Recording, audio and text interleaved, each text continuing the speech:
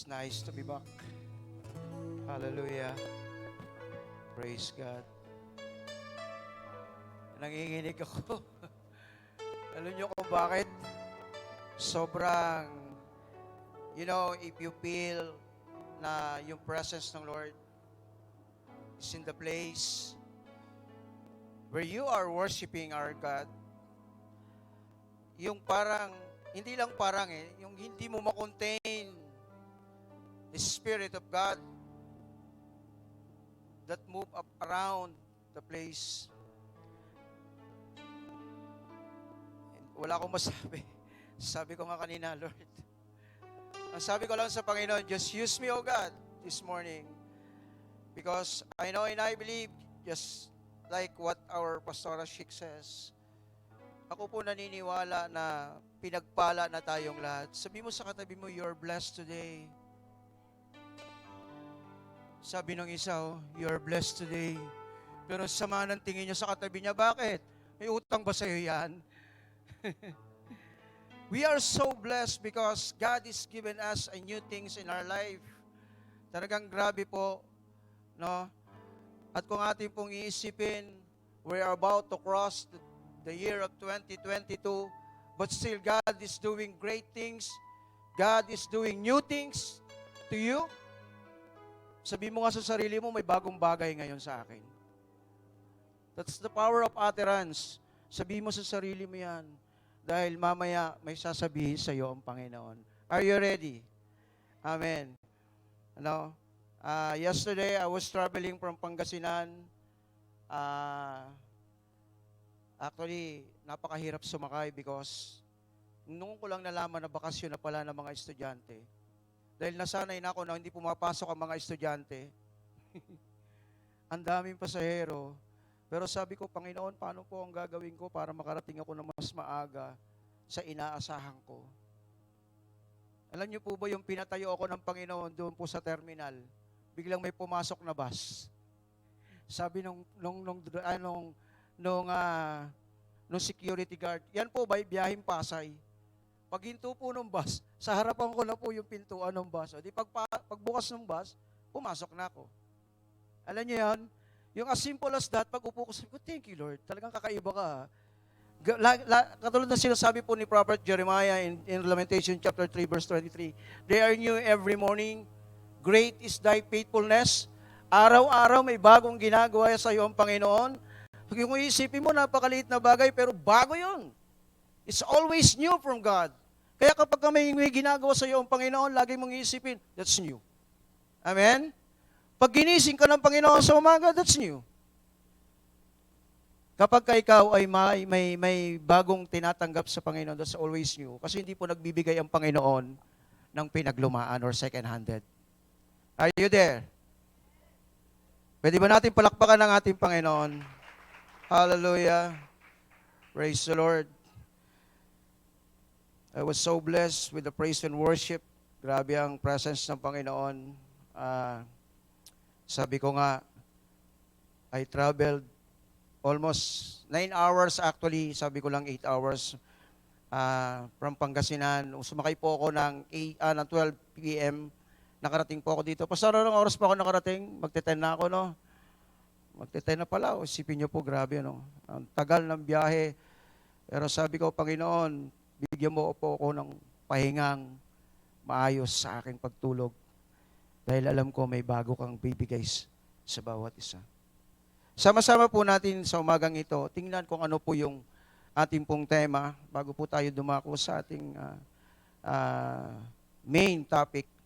So tingnan muna po natin yung ating pong pinag-uusapan na tema po natin for the month of December, written in the book of Isaiah chapter 42 verse 9. And yan. So behold, the former things are come to pass, and new things do I declare, before they spring forth, I tell you of them. Ito po yung pangungusap po ng Panginoon kay Prophet Isaiah that time. When Prophet Isaiah was called by God, tinawag ng Panginoon na binibigyan ng Panginoon si Prophet Isaiah ng bagong assignment. Isipin niyo po, bagong assignment. Pero pag binasa niyo po yan, Mapapansin niyo po, sabi ng Panginoon sa kanya dyan, sa 6, 7, 8, sabing ganon, you will open the blind, you will open the eyes of the blind, you will free the captives, parang luma na eh. Pero kung alam niyo po na ito'y binibili ng Panginoon sa kanya, pero ang sabi po ng Diyos sa kanya sa verse 9, if you read that passage, no, yung huling-huli po yung verse 9, behold, sabing gano'n ng Panginoon sa kanya, the former things are come to pass. Ibig sabihin po nangyari na or nangyayari na. Alam niyo mga kapatid, marami tayong prayer sa Lord. Amen? Sino po marunong manalangin? Taas ang kamay. Pag nag-rapture, hindi kasama yung marunong manalangin. Ay, yung di marunong manalangin. Sige, iwan. Taas ang kamay kagad doon nasa warfare. Oh. Ayan, Sister Aiza. Yung kasama ko po sa prayer warfare. Every 3 o'clock, meron po kami prayer warfare na mga yan. Malalayong lugar, pero kami po yung nag-online. Sabing ganon, nangyayari na or nangyari na. The former things are come to pass. You know what, mga kapatid, mamaya dadaanan po natin ito. Maraming mga nangyari sa buhay mo na hindi mo nauunawaan na ito pala ay para sa'yo. Alam niyo po ba yon? Are you there? Marami nang ibinigay sa'yo ang Panginoon na matagal mo nang inihingi, pero hindi mo nalaman na yun na pala yun. Kaya sabi ng Panginoon, nangyayari na eh. And the new things do I declare. Sasabihin ko na sa iyo ngayon, yung mga bagong bagay, bago pa mangyari ito. So today, mga kapatid, ang pag-uusapan natin, new things but old. Bagong bagay, pero parang luma na sa atin ito eh. We always tend to listen sa mga preachers, sa mga teaching sa church, na nakakarinig tayo ng mga teaching, but sa buhay natin, nakakalimutan na natin yung mga dapat nating maunawaan bago anong tinanggap natin ng ating Panginoon. Did you know that when you receive Jesus in your life, you receive new things? Alam niyo ba yon? Nang tinanggap niyo si Kristo, may bagong bagay na binigay sa iyong Panginoon. At yung bagong bagay na yan, mga kapatid, yan po yung dapat na pinangahawakan mo. Our God is a God. At alam niya kung ano yung binigay niya sa'yo, at ang lahat ng binigay ng Diyos sa atin, ay dapat na pinangangalagaan natin. Now, tingnan natin kung ano po yung sinasabi ng Panginoon. What happened during the time of Moses sa kanila pong journey from Egypt going to the land of promise. Tingnan po natin. Basahin po, sama-sama po natin basahin ito, mga kapatid. In the book of Exodus, chapter 3, beginning verse 7, sasabing ganon, then the Lord told him, I have certainly seen the oppression of my people in Egypt. I have heard their cries of distress because of their harsh slaves, drivers. Yes, I am aware of their suffering. So I have come down to rescue them from the power of the Egyptian and lead them out of Egypt into their own fertile and spacious land. It is a land flowing with milk and honey. Kaya ko po hinighlight yan, mga kapatid. Yung pong sinabi ng Panginoon, dyan po, no, yung pong sabi niya, and lead them out of Egypt. If you look at that word, may bagong bagay na gagawin sa Egyptian, ay sa mga Israelite. That's why hinighlights ko po siya. Let's continue. Yung po yung dadalhin sila saan? Some land of flowing with milk and honey, the land where the Canaanites, Hittites, Amorites, Perizzites, Hivitites, Jebusites now live. Yan daw po yung mga nakatira doon, pero yan po ibibigay ng Panginoon. Look, the cry of the people of Israel had reached me, and I have seen how harshly the Egyptians abuse him. Next slide. Verse 10. Now go, sabi niya, for I am sending you to Pharaoh. You must lead my people Israel out of Egypt. But Moses protested to God, who am I to appear before Pharaoh? Who am I to lead the people of Israel out of Egypt? God answered, I will be with you, And this is your sign that I am the one who was sent you. Sinasabi ng Panginoon dito na kay Moses na pumunta ka doon, akong bahala, ito yung bibigay ko sa iyo para malaman nila na ako ang nagpadala sa iyo. When you have brought the people out of Egypt, you will worship God at this very mountain. Alam nyo, kaya kanina habang tayo po ay nag-ano, sabi ko, Lord, ito yung lugar na sinasabi mo where we can worship you.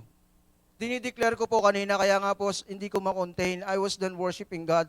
No, sabi ko, grabe yun. Kasi sabi na, ito yung binili ng Panginoon. But Moses protested. Ayaw na naman ni Moses. If I go to the people of Israel and tell them, the God of your ancestor has sent me to you, they will ask me, what is his name? Then what should I tell them? Verse 14 and 17, going to 17. God replied to Moses, I am who I am. Say this to the people of Israel, I am has sent me to you. God also said to Moses, say this to the people of Israel, Yahweh, the God of your ancestor, the God of Abraham, the God of Isaac, the God of Jacob, has sent me to you. This is my eternal name, my name to remember for all generation. Now go and call together all the elders of Israel. Tell them, the Lord, the God of your ancestors, the God of Abraham, Isaac, and Jacob, has appeared to me. He told me, I have been watching closely, and I see how the Egyptians are treating you. Ito po, yung nakapula. I have promised to rescue you from oppression in Egypt. I will lead you to a land flowing with milk and honey, that land where the Canaanites, Hittites, Amorites, Perizzites, Hivites, and Jebusites now live. Kung mapapansin nyo mga kapatid, 2 beses inulit ng Panginoon kay Moses yung pong promise ng Panginoon na gustong gawin ng Diyos sa kanyang bansang hinirang, sa kanyang bayang hinirang, na kung saan yung pong bagong bagay na gagawin sa kanila ng Panginoon. You know, this is the time when Moses called by God to lead this nation. No? Leaving Egypt to go to the promised land. Pupunta doon sa pinangako ng Panginoon na flowing milk and honey. Kung mapapansin niyo mga kapatid, doon po sa verse 8 and verse 17, God promised a new things to His chosen nation. At sa panahon natin mga kapatid, taas ang kamay na ibinilang ng Panginoon sa chosen nation. Sabi po ng Bible sa 1 Peter at 2 Peter, no, tayo po ay binilang ng Panginoon sa bagong henerasyon o chosen nation na tayo po ngayon sa panahon natin ngayon. In Revelation, sabi ng Panginoon sa Revelation chapter 2, God chosen you to worship Him. Pinili ka ng Panginoon para sambahin ang Diyos. Sabi mo sa katabi mo, pinili ka pala ni Lord. You are chosen by God. So ito pong salita na to mga kapatid, hindi lang po ito nagre-reflect sa mga Israelite. Ito po sa panahon natin ngayon ay salita pa rin ng Panginoon. Remember what Jesus says? Ang salita ng Panginoon ay hindi magbabago. Mawawala ang langit, ang lupa, ngunit ang salita ng Diyos ay hindi nagkakabula. Yun ang mga unang nakarinig po ng balitang ito, na sila ay merong bagong bagay na mararanasan sa Panginoon ay hindi na po nakaabot. You know what? There's something went wrong. Instead of 40 days of traveling going to land of promise, they took them 40 years para po maabot nila yon. Sad reality today mga kapatid, na marami ang nakakakilala sa Diyos ngunit hindi nararanasan ang new things sa buhay nila. Ito po'y nakakalungkot mga kapatid. When we receive Jesus in our life, we receive a new things. You are new creation. Binago ka na ng Panginoon, so yun yung bago. But then again, many people today, even inside the church, nakakalungkot lang po mga kapatid. Marami pong born again ngayon na hindi pa born again.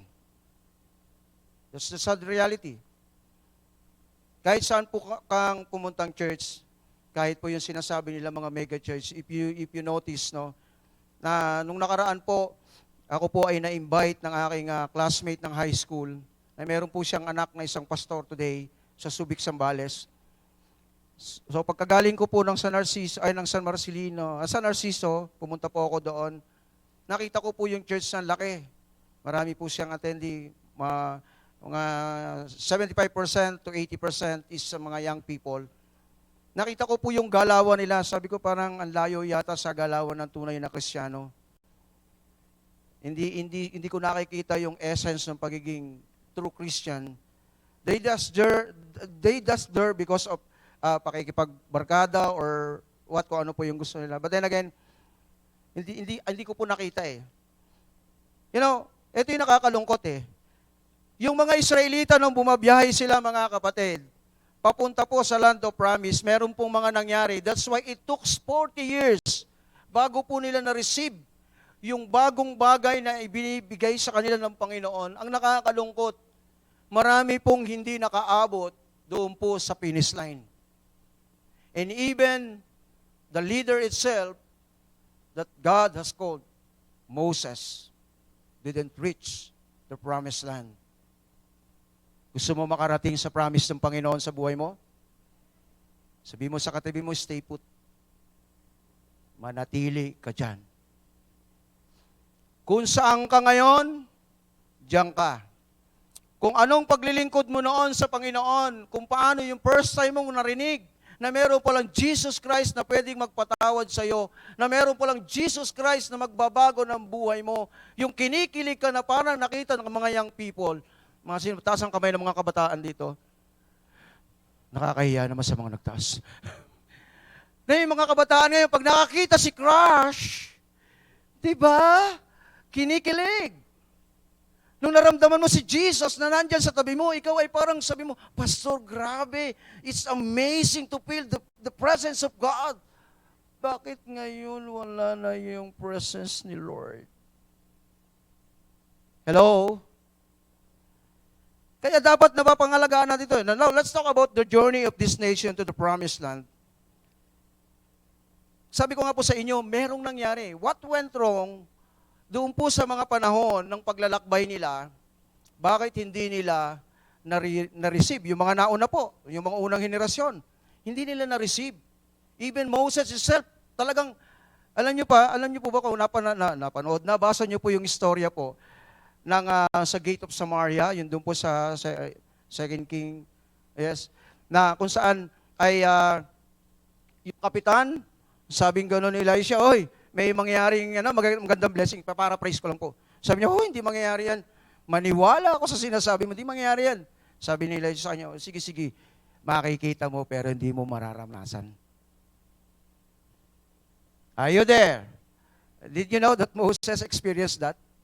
Talaga pinakita lang sa kanya. Tingnan mo, ito yan, oh. Ito yung ibibigay ko sa inyo. Kaya lang dito ka na lang.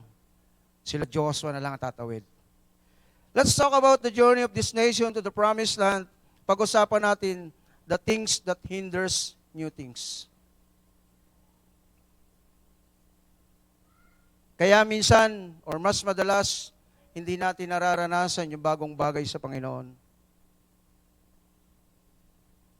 Dahil para tayong mga Israelita habang naglalakbay, meron tayong ginagawang laban sa Diyos.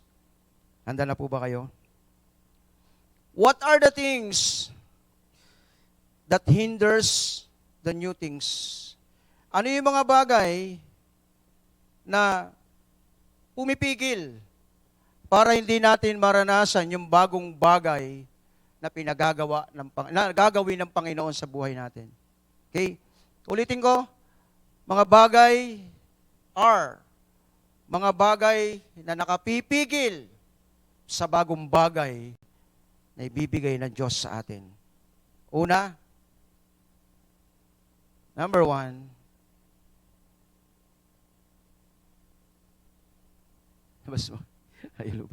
number 1, murmur or complain. Bakit natahimik kayo? Baka nagbubulong-bulong na kayo dyan, ha? Did you know what is murmur?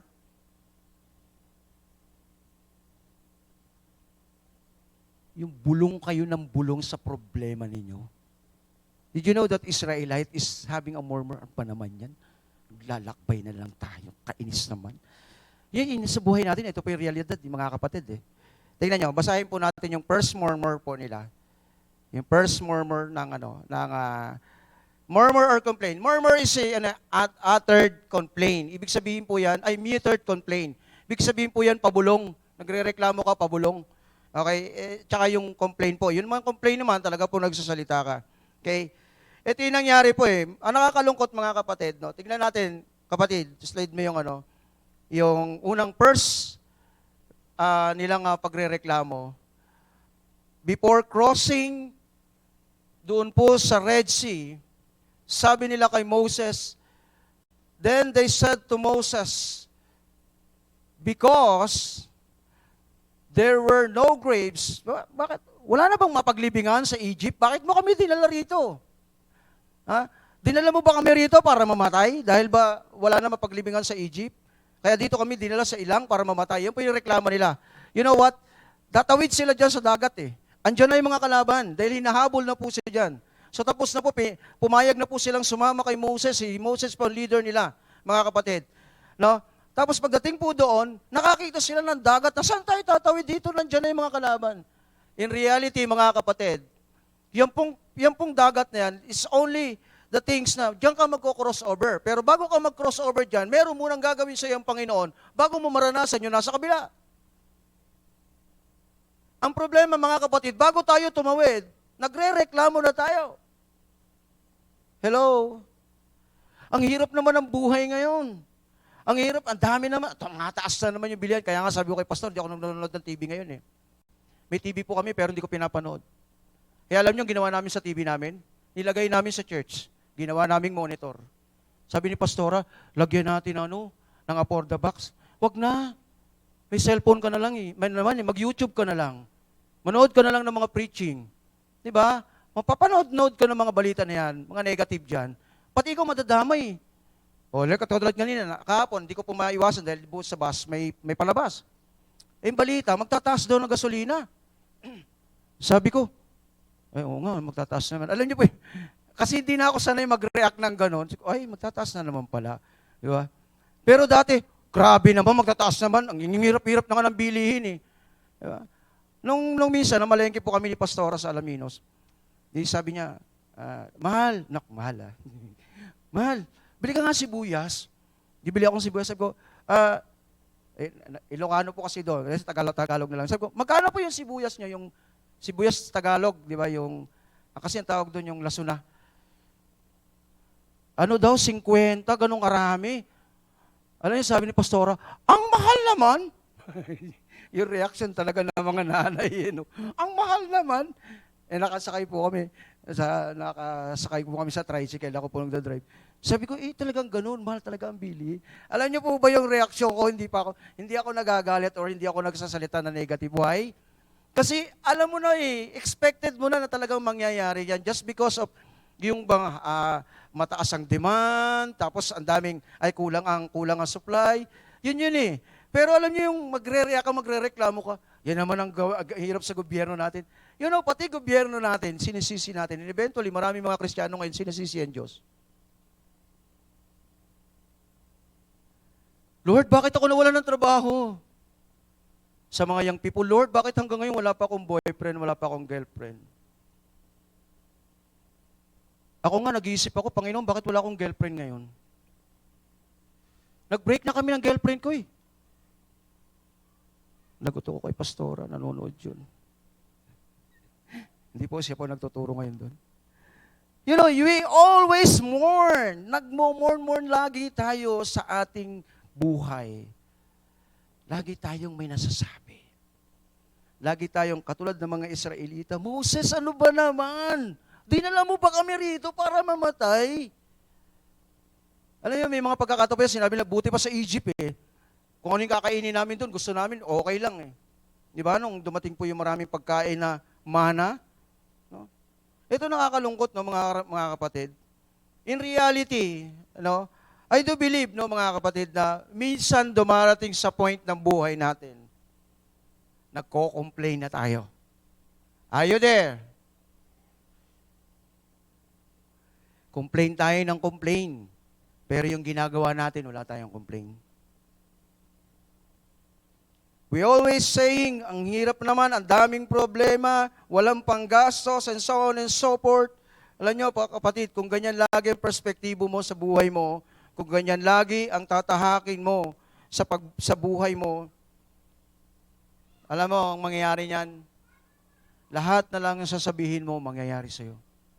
What the Bible says, whatever you confess, you possess. Gusto ko lang pong ipaalala sa inyo kung ano yung sinasabi natin, yung pong mangyayari sa atin. Kasi sinabi po ng ating Panginoon. Sinabi niya, no, sa Numbers chapter 14, verse 28, I will do to you the very first thing I have heard from you. Kaya kung gusto mong maranasan ang new things ng Panginoon sa buhay mo, just declare that I will experience the new things from God. I will experience the new things in my life. I will experience the new things in my family. I will experience the new things in my church. I will experience the new things in my country, in my city. Meron ako nakausap na pastor sa Alaminos. Sabi niya, Pastor, alam mo yung isa sa pangarap ko, pagsamasamahin ng mga pastor dito at ang buong body of church, body of Christ, para magkaisa. Sabi ko sa kanya, alam mo, Pastor, yan din ang pangarap ko. The first time na ako po yung nag-touchdown dito po sa Alaminos, Pangasinan. Sabi ko, Lord, use me, or even yung mga kasama ko, para mapag-isa po ang body of Christ. That's why nag-survey po ako. Nakakalungkot dahil po mga pastor doon, may kanya-kanya silang biyahe. One time, sumama po ako sa kanilang gathering, puro politika po ang pinag-uusapan. Nag-walk out po ako, kasi ayoko po na may politics. Gusto ko po, pag puro tayo ng Kristiyano, pag-usapan natin tungkol si Kristo. Amen? Pag tayo po ay may gathering, may fellowship, nag-uusap-usap tayo, puro tayo Kristiyano. Mga kapatid, hindi ko naman po kayo binabawalan na pag-usapan yung mga bagay-bagay. But then again, dapat po 80% ng pinag-uusapan nyo kasama po ang Diyos. Bakit po 80%? Kasi meron pong 20% doon na minsan na pag-uusapan natin yung mga buhay natin. Diba? Pero tandaan nyo po, dapat po lagi pong kasama ang Diyos sa buhay natin. Sa amin pong pagkaka-assign sa Alaminos, since nung nandoon po kami, lagi namin pinag-uusapang mag-asawa, wag nating ilalayo ang Panginoon. Dinala tayo ng Diyos dito, wag nating ilalayo ang Diyos sa buhay natin. We always saying everything na lagi tayong nahihirapan or marami tayong binubulong sa hangin. Marami tayong binubulong na nangyayari sa buhay natin. Now, kung hindi mo naman ginagawa yan, kapatid, wag mo nang gawin. Pero kung ginawa mo na yan, gusto kong naunawain mo, kapatid, kung nagawa mo na yan, ngayon pa lang, bago matapos ang service na ito, humingi ka ng tawad sa Lord. Amen? Tingnan niyo po ang perspective ng Panginoon.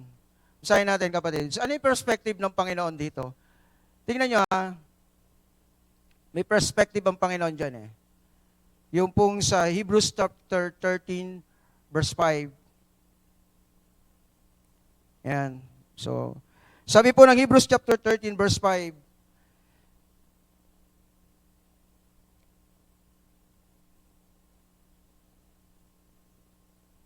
ayan, sabi ganon, ayan, let your conduct be without covetousness. Be content with such thing as you have. For he himself had said, I will never leave you nor forsake you. Ang sabi ng Panginoon dyan, maging kontento ka kung anong meron ka. Amen? Kung anong meron ka ngayon, kapatid, makontento ka dyan. Huwag kang mangarap ng kung ano-ano. Ang isipin mo muna yung ngayon kung ano meron ka. Whatever you have today, ibig sabihin po niyan, yan po ay para sa'yo today. Yung pangalawang pagmamor, balik mo po yung sa second slide, kapatid, yung kanina nakita ko. Yung pangalawang pagmamor nila, after po nila mag-cross over, doon po sa Red Sea, tingnan nyo po, sabi nilang gano'n, no? And the people complained against Moses, saying, what shall we drink? Alam nyo, mga kapatid, pagkatapos po natin mag-cross over, meron na naman tayong reklamo sa Panginoon. Kaya nga sabi ng Panginoon, binabasa natin kanina, whatever be content.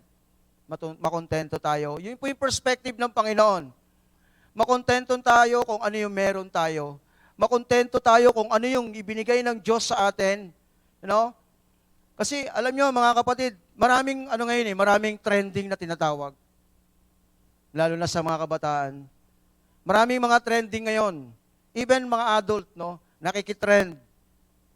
'Di ba? Huwag tayong makitrend. Kasi iba po ang trending po ng Kristiyano. Ang galawan po natin, mga kapatid, hindi po dapat galawan ng mundo. Ang galawan natin dapat ay galawang Kristiyano. Ang galawang Kristiyano po, mga kapatid, is nakasunod po sa perspective ng Panginoon. Na every time na aalis ka ng bahay mo, you pray. Napupunta ka kahit saan, kakain ka, you pray. Nakakalungkot lang po, mga kapatid. Ito po, nakita ko po realidad. One time po, kumain po kami ni Pastora sa isang kainan po sa Alaminos, no? Yung Only Rice.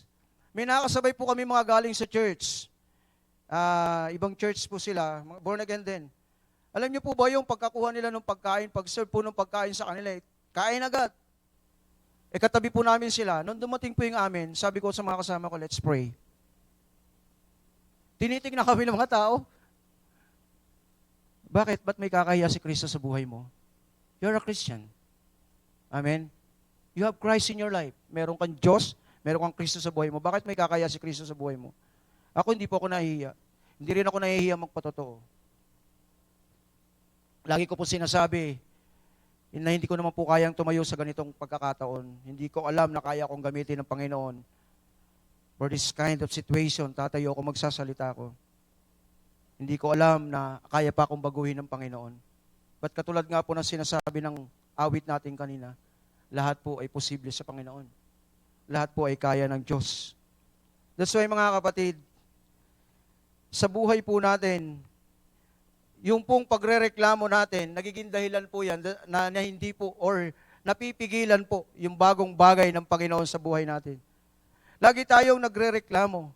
Lagi tayong may nasasabi sa buhay natin. Maging sa mga nangyayari sa buhay natin. Even yung pong mga gawain sa church. Ano ba naman yan? Meron pang tinatawag na midweek service. Did you know personally, I have heard that word tungkol sa Alaminos, Pangasinan. Sabi ko, nakakalungkot. Nakakalungkot. Pagkain ng kaluluwa mo yun, ako excited ako pagka ganun eh. Bakit may midweek service pa? Bakit may soaking pa? Bakit may prayer pa? Bakit ganun? Bakit ganun? Pinalo. Pastor, bakit ganun? Ba, iwan ko, kasalanan mo yan. Ba? Pastor, bakit ganun? Ewan ko nga, tanungin mo si Lord pag ako. Tanungin mo yung gumawa ng mga yan. Kasi, alam nyo mga kapatid, tatawag lang tayo sa Panginoon kapag ka nandoon na tayo. Sa panahong talaga naman po, nahihirapan na tayo. But praise the Lord, ang Diyos po natin ay lagi nakikinig. Amen? Kaya tignan mo yung katabi mo. Makontento ka na, nakatabi mo yan. Makontento ka na. Wala kang katabi? Meron. Wala kang katabi? Si Father God, si Jesus Christ, the Holy Spirit, pang-apat ka. Hallelujah, praise God. Palakpakan natin ating Panginoon. Halos 2 weeks po ako iniwan ni Pastora sa church. Pumunta siya rito, di ba? Pumunta siya ng party, iniwan ako. Ay, hindi. Kasi siyempre may gawain sa Alaminos. Tapos pagdating niya po doon, sumaglit lang. Kumis lang sa akin. Sabi ko sa kapunta, punta ko La Union. Ha? Aba, ang Dora, panalayas ha. Dahil yung mga hospital yung kapatid niya. Did you know, na wala akong nararamdaman na natatakot ako or whatever. You know what? I'm always saying, Lord, salamat po, nandiyan ka. Nandiyan ka kasi your pagkalinga ay nararanasan ko. Hindi mo ko hinahayaan na kainin ng kung ano ng pag-iisip. Alam niyo ang ginagawa ko lang? I'm always worshiping God. I'm always saying, Lord, salamat po. And last week, I experienced po yung usong-uso ngayon. Ano ba uso ngayon? Taas ang kamay. Sino nakakaalam? Si Ate She, alam ko sinabi ni Ate She ito eh. Yung uso ngayon. Uso ngayon yan. Tinamaan po ako ng uso 2 days, mga kapatid. Pero sabi ko, Panginoon, itong demonyo na to, gumagawa ng diskarte, alam niyang luluwas ako ng Cavite eh. No, nung sinabi sa akin ni Bishop na ako po yung magtuturo, nag-pray na ako. Itong demonyong to may ginagawa na naman sa akin. Sabi ko, Lord, patayuin mo ako ngayon, sabi ko sa Panginoon. I will worship you. I will give you praise. And I will preach your gospel. Dahil may rami pong mga gawain. May mga Bible study po tayo sa labas na kailangan pong i-attend. Hindi ako napigilan, mga kapatid. Kasi hindi ako nagre-reklamo sa Diyos. I never ask God, why God, bakit naman nangyari sa akin to? Bakit naman, Panginoon, ang ulam namin ngayon ay bagoong? Kasi maraming bagoong sa Pangasinan. Bakit po ngayon, Panginoon, bagoong lang ang ulam namin? Abay, sinunod ni Pastora, meron na pong may peanut butter, may balat ng baka. Ay, kari-kari pala. Thank you, Lord. Hallelujah. You know, one time po, ito, isang experience ko po. Wala po si Pastora. Sabi ko, mahal, wala akong ulam ngayon. Wala akong ulam. Na-experience ko po ito, sinasabi ko lang sa inyo. Wala po akong ulam. Wala akong ulam. Mahal, sabi niya, mag-pray ka lang kay Lord. Nag-pray po ako, nakakatuwa ang Panginoon. Ano yung maliit na bagay na appreciate mo sa Panginoon? Grabe, sabi ko, Panginoon, may gagawin ka na naman sa akin ngayon eh. Alam niyo, nasa loob ako ng church, kinakausap ko siya, Lord, may gagawin ka sa akin ngayon today. Hintayin ko to. Alam niyo ba, yung iniisip ko anong pwede kong ulamin, di ba? Sabi ko, hintayin ko na lang. Nag-pray lang ako sa Panginoon. Bila pong may kumatok doon sa gate. Pastor. Ano yan? Sabi ko, anong atin? Pastor, pupunta po akong palengke. Anong gusto niyo bilhin ko para sa inyo? Di ba, mamalengke ka? O hindi, damay mo na ako, sabi ko. Alam niyo, mga kapatid, simpleng-simple lang po. Ma-appreciate mo yung Panginoon. Yung ganong kaliit na bagay, bigla pong gumawa ng malaking bagay ang Panginoon. You say, thank you, Lord, for the small things. Then God said the big things. Nagulat po kami mag-asawa. Sabi niya nga, nakaiba talaga si Lord. God will provide all our needs. He is our Jehovah Jireh. Amen? Palakpakan natin ang ating Panginoon. Hallelujah. Hindi ko alam kung anong pwedeng gawin ng Panginoon tomorrow, today, but first, inuunahan ko ng Diyos sa buhay ko, sa aming mag-asawa. We are glad, we are thankful to God. Kami pong pareha sa ginagamit niya for the glory of God. Nagpapasalamat ako sa kadakilaan niya sa amin. Second, na ginawa ng mga Israelite, and ito po yung nangyari sa atin.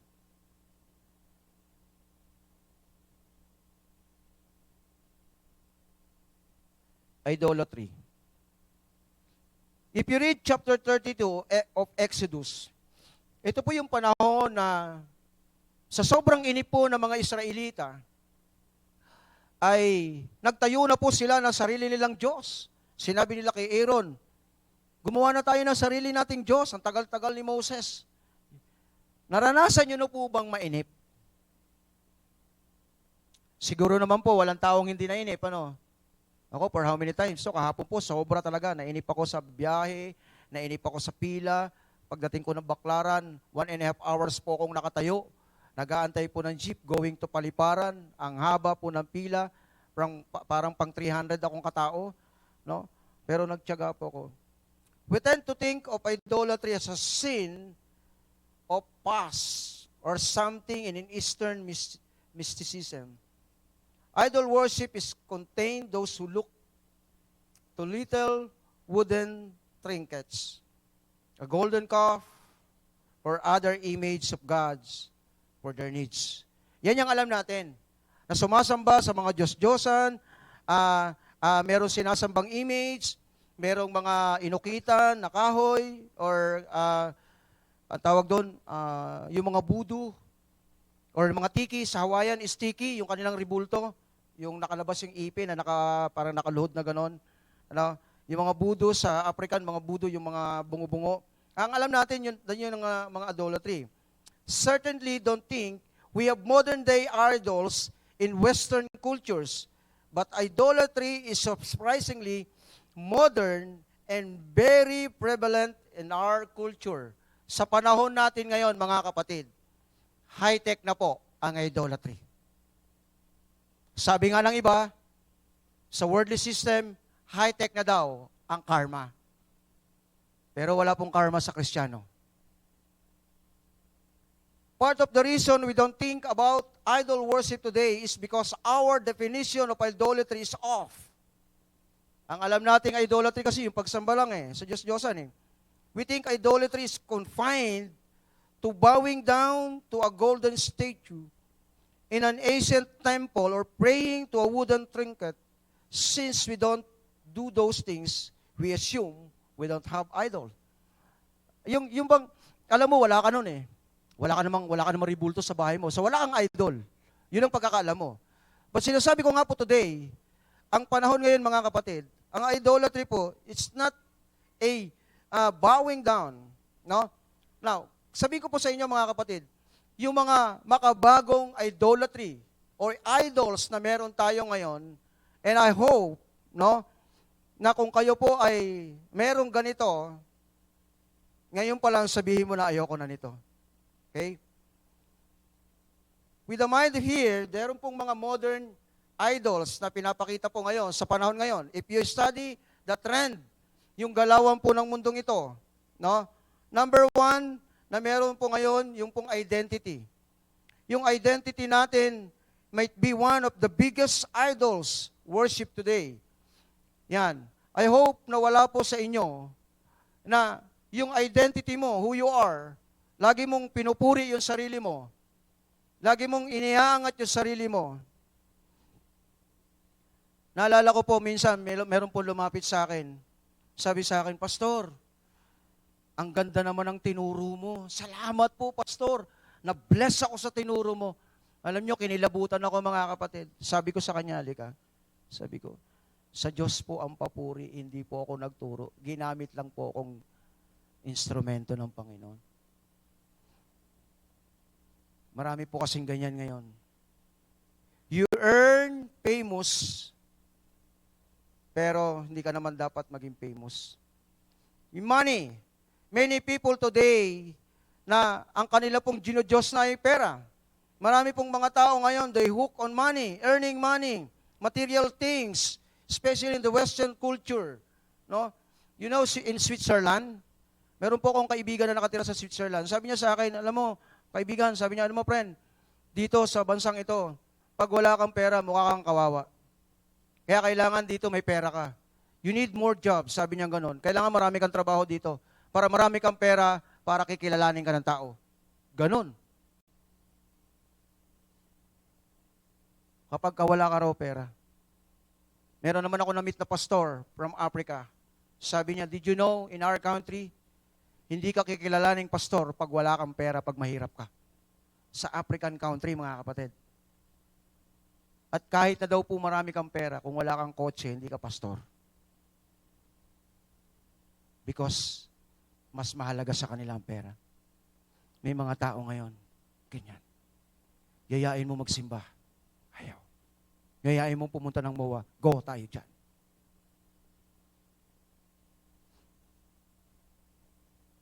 Tara, church tayo. Saan? Doon sa Jesus Believed Up. Oh, it's so boring out there. Wait, tara, punta tayo ng Dolomite Beach. Let's go! Tama? Kasi alam nyo mga kapatid, hindi naman po masama. Sabi nga ni King Solomon, lasapin mo naman yung pinaghirapan mo. Lasapin mo yung pinaghirapan mo. But then again, mga kapatid, do not idolize your money. Yung sarili mo. Do not idol yourself. Your physical appearance, even your job. Ano yung status mo? Ano yung kalagayan mo sa trabaho mo? Marami mga tao ngayon, they idolize themselves. Yes, of course, sa entertainment. Mga young people, mga kabataan, even the adult itself, no? Ano na ba meron ngayon? SB19. Wow. Diba? Wala nang F4 nagiba na no? Chukung Way, mga sikat ngayon. Diba? Sandara Park, sa mga kalalakihan, pag nakita daw si Sandara Park ay, pakakasalan kita, sabi ng mga kalalakihan, nakikita ko. Pero ang totoo noon, mga kapatid, nakakalungkot dahil marami mga tao ngayon. Ganyan po nagiging. Did you know what happened in Korea, di ba? Recently? 159 po yung namatay. Alam niyo po yon? Dahil po sa stampede. Just because they want to attend the Halloween party. You know? Doon sa steep na daanan sila, pinadaan. Alam niyo, nagkaroon po ng investigasyon. Kaya pala maraming atin sa party. Dahil marami pong celebrity coming from outside the na Korean country na yan, yung South Korea na yan, napupunta doon. Tama niyo, no? Yun lang pala ang gusto nila makita. Yun, tignan niyo ang nangyari. Ang nakakalungkot, they die not celebrating the glory and goodness of our God. They die because they want to attend the one na inaayawan ng Panginoon, which is the Halloween party. Sipin mo mga kapatid, pupunta ka sa party, gagastos ka ng napakalaki, tatakutin mo lang yung sarili mo. How many of you watching horror movie? Sinong nanonood sa inyo ng horror? Sa YouTube? Taas ang kamay. Totoo lang. You are watching? Okay. I'm warning you mga kapatid. You are paying yung pong internet ninyo because nagbabayad ka para manood ng nakakatakot. Tapos pagka natakot ka, nagbayad ka para takutin mo yung sarili mo? Hello? You see? Ito tayo eh. Ang takbo ng buhay natin ganito eh. We don't even think, oy, teka muna, idolatry na ito eh. Okay? Sinong sumusubaybay ng mga episode? Taas din ang kamay. Episode 2. Ako episode 3 na. Ayun na ako nabisto. Hindi po, wala pa akong episode. Oo. Yung ating technician You know, alam niyo kung bakit niyo sinusubaybayan? Kasi ang galing ng artista, ang galing umarte ni ganito, ang galing ng istorya. Tama? Ang gwapo ng pastor, ng artista. Ito nakakatakot. Hindi nyo alam. Kaya nga sabi ko sa inyo, hindi naman kayo sumasamba doon si Diyosan eh. Pero hindi nyo alam, you are idoling. Ina-idol nyo na. That's idolatry. Amen. That's why nagkakaroon po ng kapigilan. Napipigilan yung pong bagong bagay ng Panginoon sa buhay mo. Okay? So, iwas tayo dyan mga kapatid. And pangatlo po,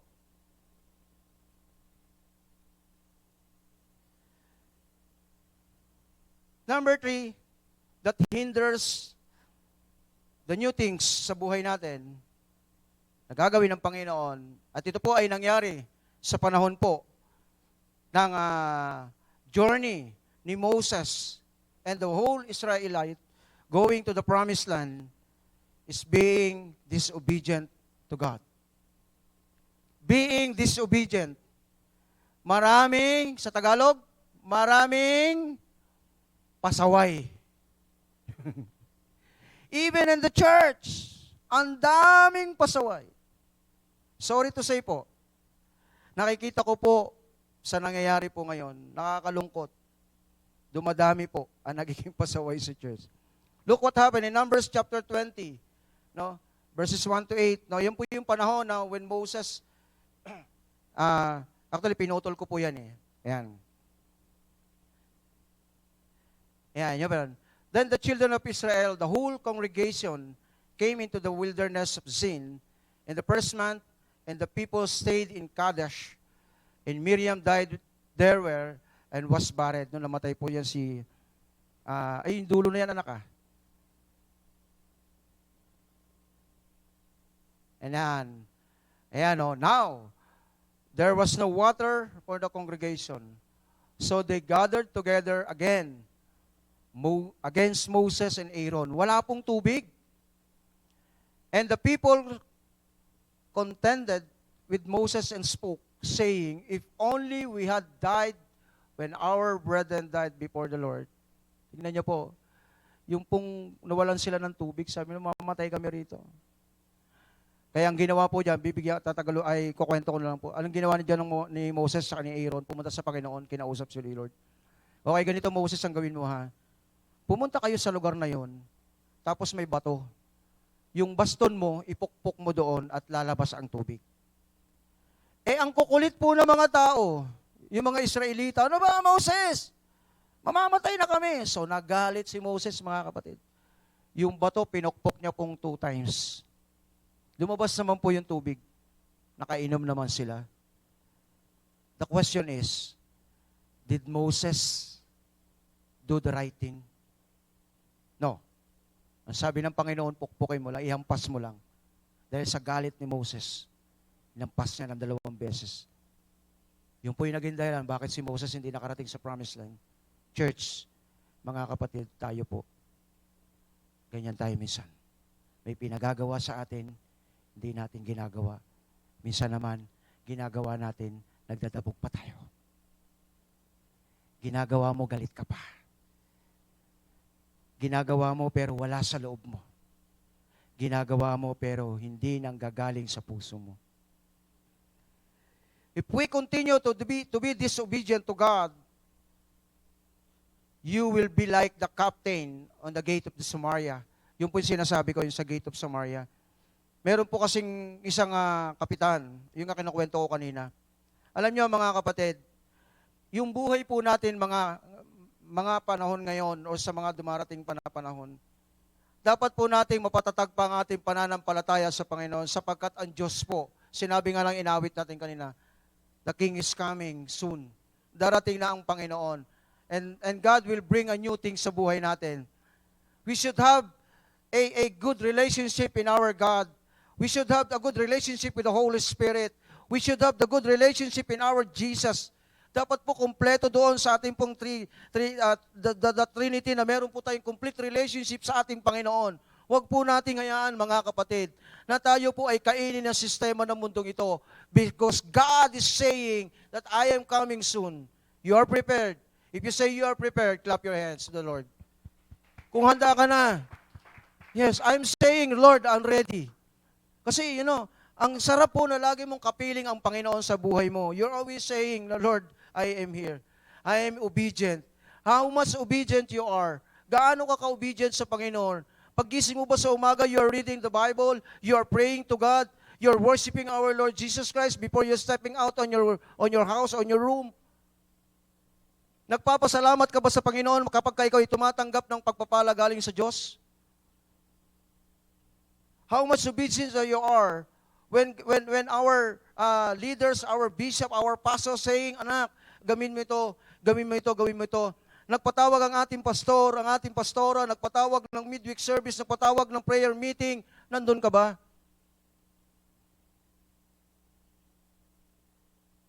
Nakakalungkot mga kapatid Ito po ako po ay magsasalita. Bilang isang pastor niyo po. Nakakalungkot mga kapatid. During the online service, marami pong nakabukas, pero profile po yung nakapasok.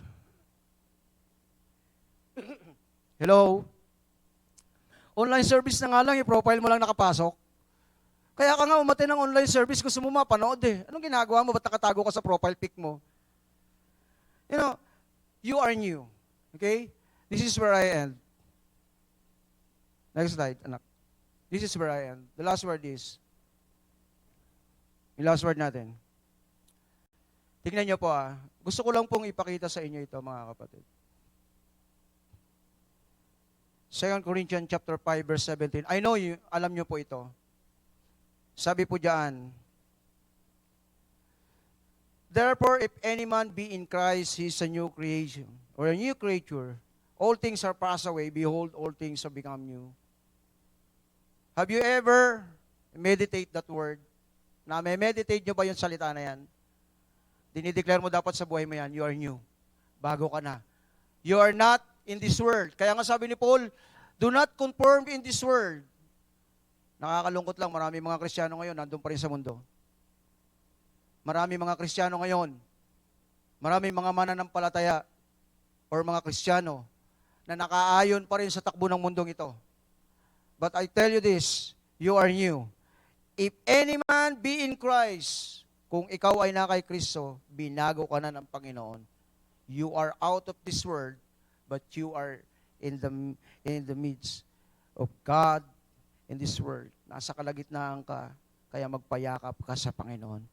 Church, ang Panginoon po ay nakatunghay sa atin sa umagang ito. Gusto ng Panginoon na maging ganap ang ating relasyon sa Kanya. The days are coming. Magmadali na tayo. Nagmamadali na rin ang panahon. Baka dumating ang Diyos, di tayo makasama sa nag-iisang trip ng Panginoon, papuntang biyahe sa langit. You will not experience the promise of God, the new things na ipiniprepare ng Panginoon sa iyo, which is the new heaven and earth. Can we stand?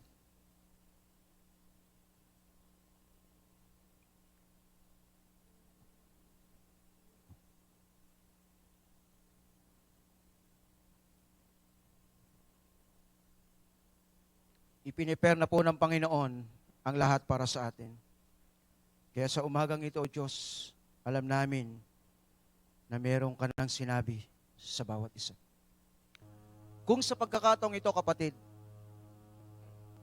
sa buhay mo mismo, yung tatlong binanggit na yan, kung bakit hindi na-receive or na antagal, napigilan, bumagal, ang bagong bagay ng Panginoon sa buhay ng mga hinirang ng Diyos, chosen nation. Dahil sa tatlong bagay na ito. Alam mo, kapatid, kung ito ay nagagawa mo pa sa buhay mo, sa umagang ito, I want you to understand na pakikinggan ka ng Panginoon. Say this. Just ask God for forgiveness. Gusto ng Panginoon, maging malapit tayo sa Kanya. Gusto ng Panginoon na maging malapit ka pa sa Kanya. Closer. More closer. More closer to God. Magkaroon tayo ng intimate relation sa Panginoon. Magkaroon tayo ng mas malalim pa ng pagkaunawa sa Diyos. Mas grabe pa sa unang pagkakilala natin sa Panginoon yung dapat nagagawin mo sa Diyos. Na siyang magiging dahilan, magiging passport mo. Para kapag dumating ang Panginoon, ay meron kang boarding pass. Napapasok ka doon sa biyahe papunta sa langit. Nadadaling ka ng biyaheng yun papunta sa bagong langit at lupa. Na ikaw ay mananahan doon forever and ever. Yun ang gusto ng Panginoon. Yung new things na yan. And be excited at new things. Hindi mo pa alam kung ano yung meron doon eh. Pero ano mo sinasabi ng Bible? Ito lang yung sinasabi doon eh. Na wala ng kamatayan at tagutom. Aren't you excited to experience the things? Now, simula ngayon kapatid, gusto kong malaman, kung dinidil mo pa ang mga bagay na ito, just ask forgiveness to God and maintain your relationship to the Lord and experience the movement of the Holy Spirit sa buhay mo. Always worship your Lord, our God, and give praises unto Him. Let's bow our head.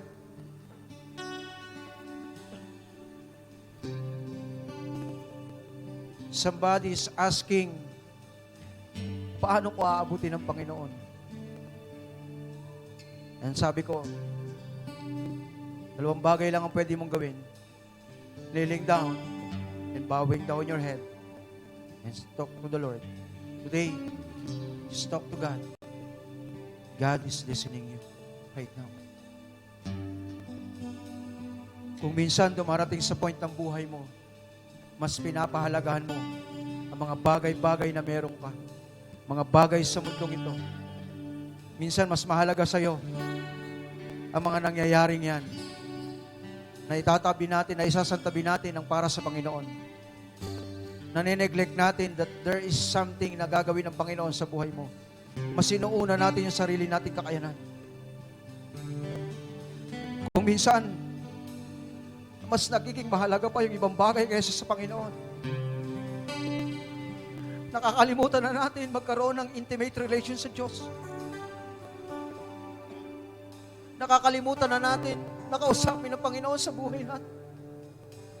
Nakakalimutan na natin na binago na tayo ng Panginoon. Na patuloy pa rin tayong nahuhuk sa mundong ito. na patuloy pa rin tayong tumatakbo sa galawan ng mundo ito. Nakakalimutan mo na yung Holy Spirit na nilagay sa iyo ng Panginoon ay nangungusap sa iyo. Hindi mo na marinig dahil sa mga bagay na ito.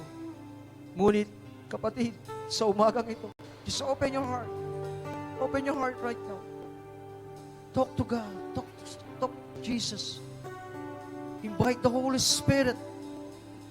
Just embrace the Holy Spirit. Shikara kandara labakanda, sandara labakandara yandara lakanda, harasika babakandara lakandara yandara labakanda. Just invite the Holy Spirit in your life. Just invite the Holy Spirit. Just for this time. Come on, church. Yes. Speak to God. Just ask God that God will do something good, something new in your life. Invite the Holy Spirit. Yes. Sakira rabakanda, sakara rabakanda rabakandi. Hallelujah. Yes. If sometimes mas mahalaga sa iyo ang mundo, ang nangyayari sa mundong ito, nagiging pangalawa na lang ang Diyos. But this time, put God first in your life. Put God first in your life. Because God loves you so much. Jesus loves you so much. He's always embracing you. He was always saying, anak, mahal kita.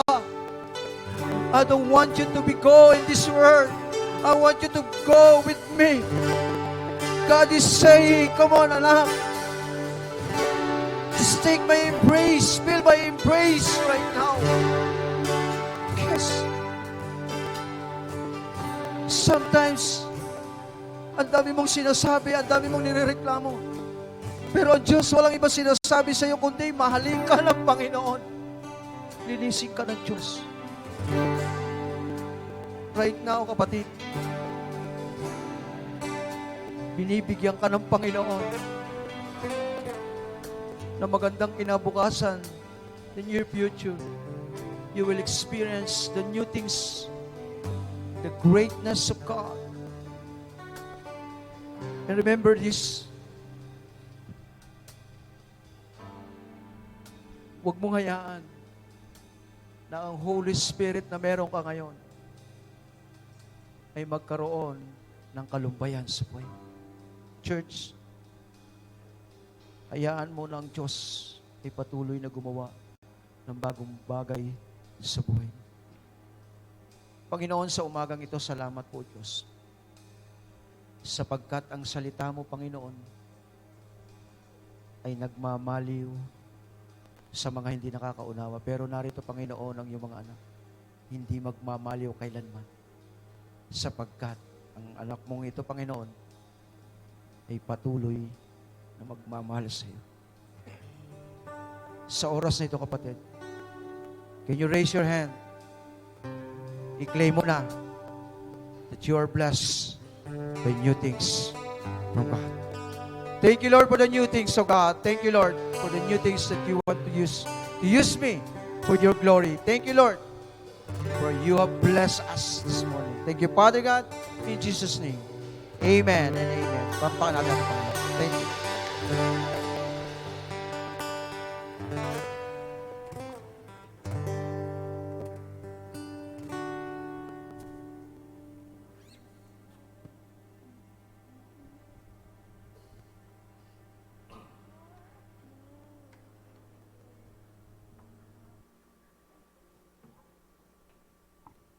Amen. So, dadako po tayo sa ating pagbibigay. Amen? Sino po bang excited na magbigay? Amen.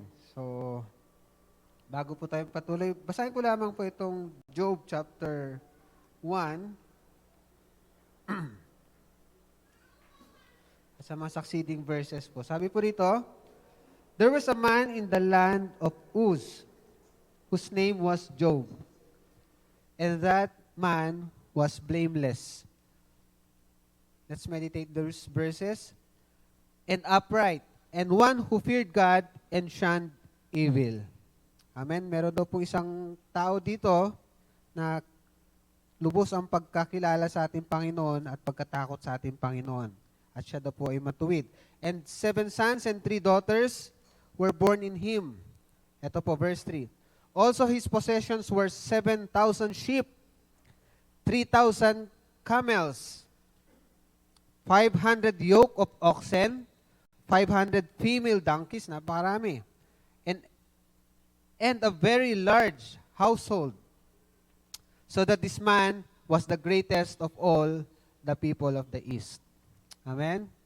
So makita po natin, ito pong karakter ng banal na kasulatan na kung saan lubos na pinagpala ng ating Panginoon. Amen? Pero dumating po sa buhay niya, dito po sa verse 21, atin pong basahin, sabi niya, naked I came from my mother's womb, and naked shall I return there. The Lord gave, and the Lord has taken away. Blessed be the name of the Lord. Amen? Every possession po na meron tayo, ito pong bagay na to ay pag-aari ng ating Panginoon. Amen?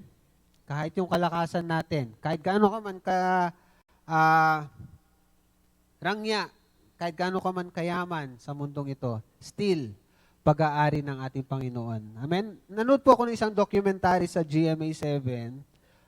Ito po yung time na kung saan kakatapos po na tumama yung tsunami sa Japan. So sabi po nung isang in-interview niya, ano ang masasabi mo ngayon na nangyari ito? Sabi nung ini-interview, sabi niya, kung anong meron ako at kung anong meron tayo, ibahagi natin. Dahil anytime pala, sabi niya, pwedeng mawala sa'yo. Dahil sa dami ng pera nila, in an instant, nawala. Tama po ba? Kung ano man yung possession na meron tayo ngayon, ano man yung kalakasan na meron ka ngayon, let us give back to our God. Amen? Yung pagpapala na yan, pwede pong yung mga material na mga bagay na yan, pwede pong alisin ng ating Panginoon anytime.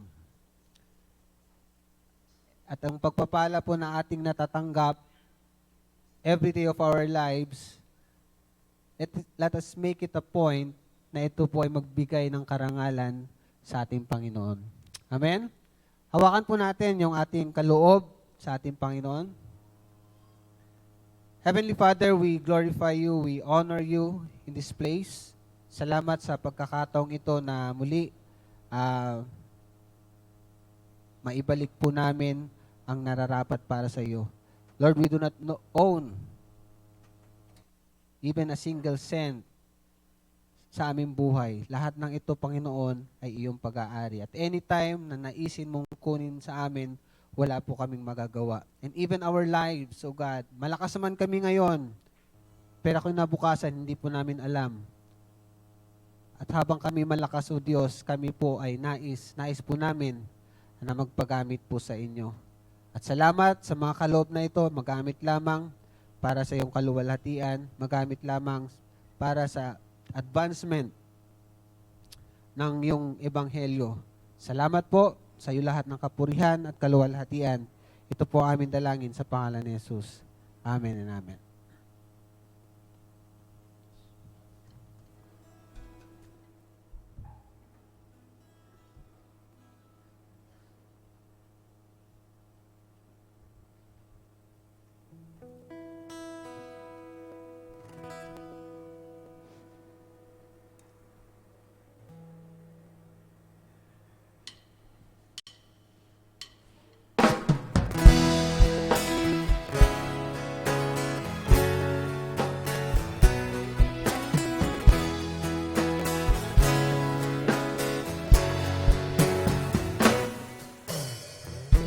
Yourself a merry little Christmas.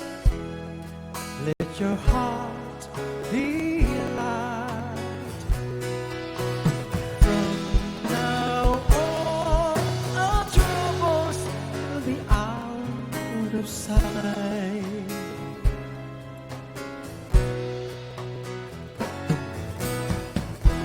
yourself a merry little Christmas.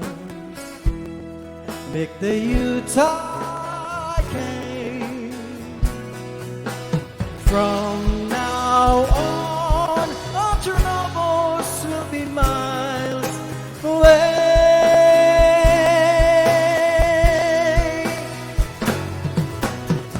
Here we are, as in olden days, happy golden days of yours. Faithful friends who are dear to us, gather near to us once more. Through the years, we all will be together if the fates allow. Hang a shining star upon the highest bough,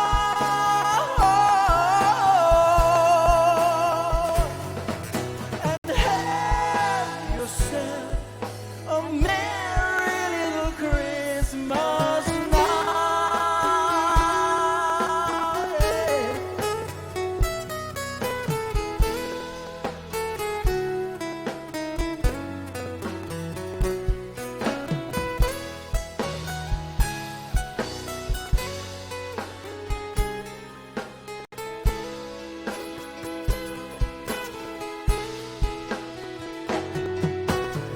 Here we are, as in olden days, happy golden days of yore. Faithful friends who are dear to us, gather near to us once more. Through the years, we all will be together if the fates allow. Hanging, shining star upon the highest bough,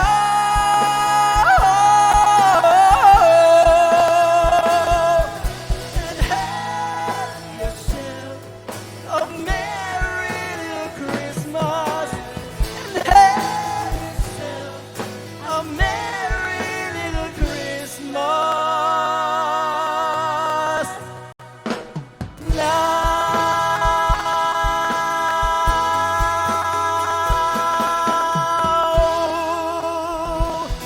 Merry Christmas po. Gcash ko kailangan nyo.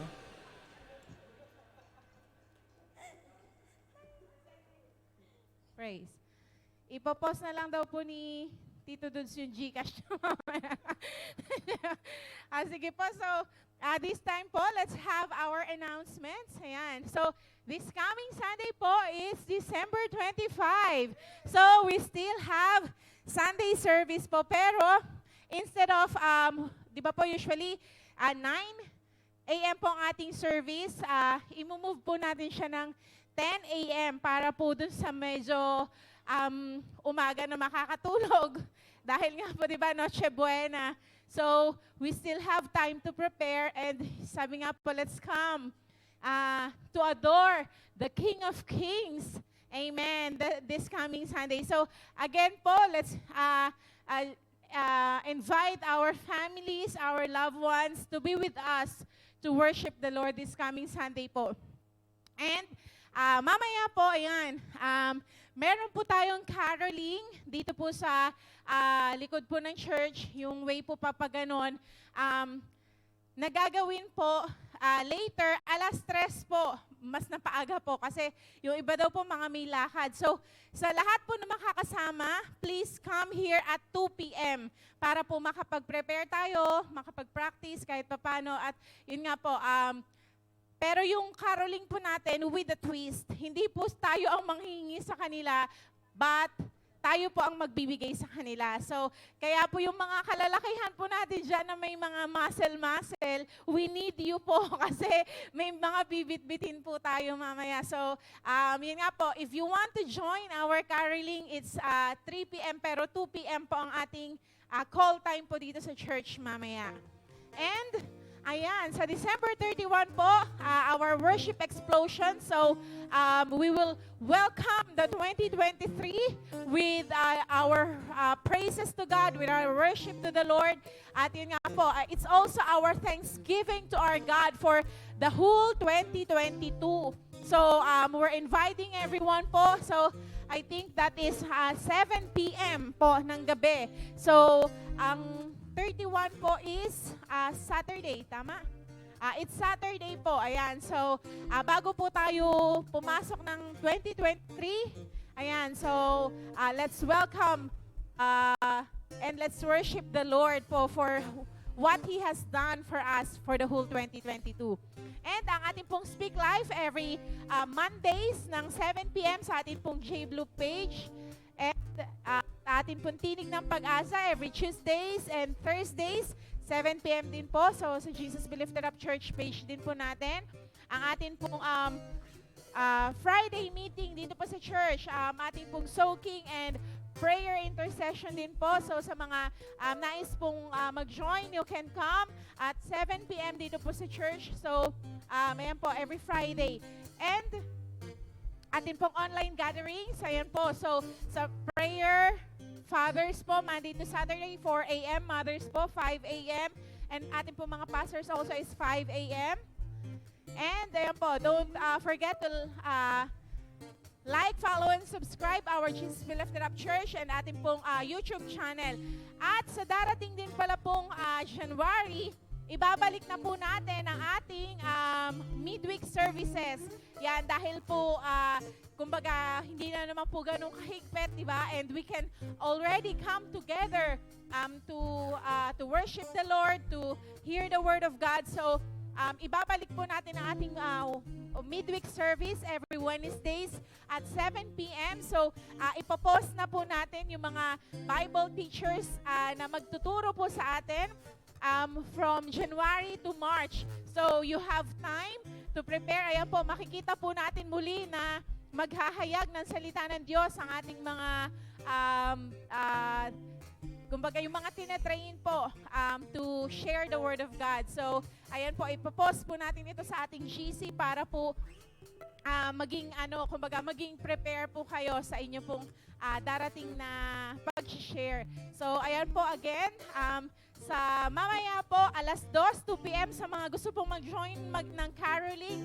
So, madadali lang po yung mga songs, mga familiar po tayo doon kasi naririnig po natin siya usually every Christmas. So, let's come together. Sabi nga po, di ba po, Jesus is the one who first gave Himself for us. That's why tayo naman po, let's also give ourselves for others para maranasan din po at malaman nila na mahal po sila ng Panginoon. So, again, we're inviting everyone po mamayang alas 2 sa mga gusto pong mag-caroling na mag-join po sa amin. So, purihin po ang Panginoon ngayong umagang ito. Can we all just stand up and let's just thank the Lord for everything that He has done. To God be all the glory, all the praises and thanksgiving.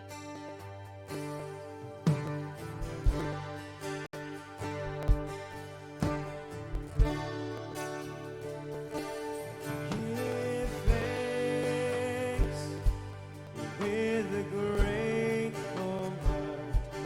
Give thanks to the Holy One. Give thanks because He's given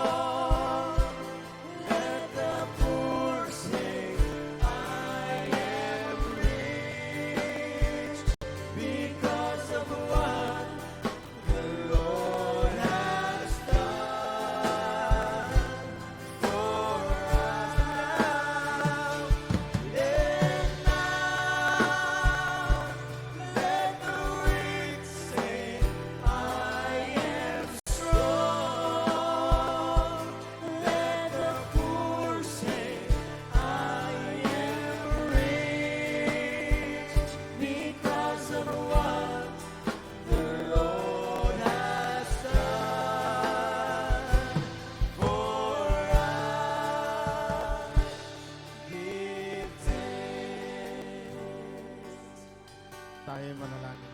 Hallelujah, Lord. Hallelujah, Jesus. Ama namin banal, sa pangalan namin Panginoong Hesus, maging sa Espiritu Santo, Lord, maraming salamat sa umagang ito na kami, O God, ay napuspos mo sa iyong banal na salita, O Lord, na tunay na iyong salita magbibigay buhay sa amin, O Lord. Na iyong salita, O God, pinaalalanan mo kami na kami, O, limutin na namin ang lumang bagay na nagdaanan namin, O Lord, ang bagong bagay na ibibigay mo sa amin, O God, ang aming mararanasan, Lord. Salamat, O God, sa iyong anak na nagbigay sa iyong salita, O Lord. Tunay na, O God, puspusin mo, O God, sa iyong banal na dugo. Ingatan mo siya, O God, at i-bless mo ang bawat lakad niya, O Lord. At Lord, ingatan mo kung saan siya maglalakbay, O Lord. Bigyan mo, O God, ng kalakasan at katalinuhan, O God, upang maraming kaluluwa ang maliligtas sa pamagitan niya, O Lord, na iyong magbibigay sa kanyang salita, Lord. Maraming salamat. Ingatan mo kami sa aming pag-uwi, O Lord. Ang iyong mga anak, O God, na galing dito ay binigay mo na ang mga bagong buhay, O, sa bawat isa, O Lord. Lord, kami, O God, ay uwi na dala-dala namin ang iyong pag-ibig na binigay mo sa amin at maranasan namin ang bagong buhay na ibibigay mo sa amin, O Lord. Maraming salamat. Muli, O God, binabalik namin lahat ang kapurihan, pasalamatan sa tanging pangalan namin, Panginoong Hesus. Amen.